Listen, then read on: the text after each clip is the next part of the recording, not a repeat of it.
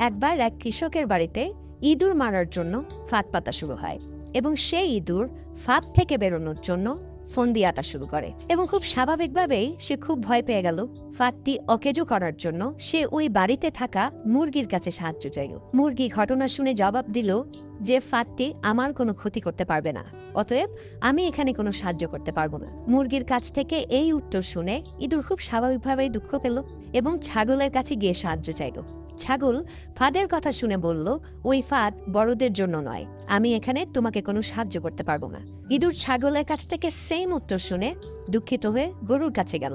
সব কথা শুনে গরু বলল, ইঁদুরের ফাঁদ আমার মতো বড় প্রাণীর কোনো ক্ষতি করতে পারবে না, যা আমার কোনো ক্ষতি করতে পারবে না তাতে আমি সাহায্য করতে পারবো না।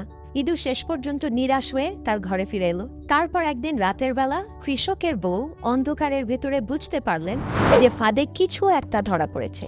অন্ধকারে ফাঁদের কাছে হাত দিতেই উনি হাতে কামড় খেলেন এবং দেখলেন ফাঁদে ইঁদুরের বদলে সাপ ধরা পড়েছে।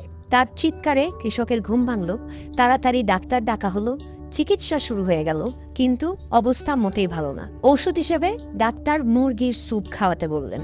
স্যুপের জন্য কৃষক মুরগিকে জবাই করে দিলেন। অবস্থা আস্তে আস্তে আরো খারাপ হতে লাগলো।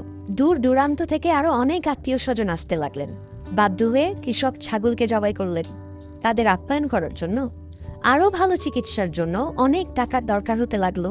অবশেষে কৃষক তাদের গরুটিকে কসাইখানায় বিক্রি করে দিলেন। একসময় কৃষকের বউ সুস্থ হয়ে উঠলেন।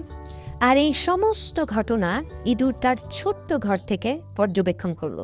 আর এখন এই পুরো গল্প থেকে আমরা যে উপদেশটি পাই সেটা হলো, কেউ বিপদে সাহায্য চাইলে তাকে সাহায্য করা উচিত, হোক সে বিপদ আপনাকে স্পর্শ করুক বা না করুক।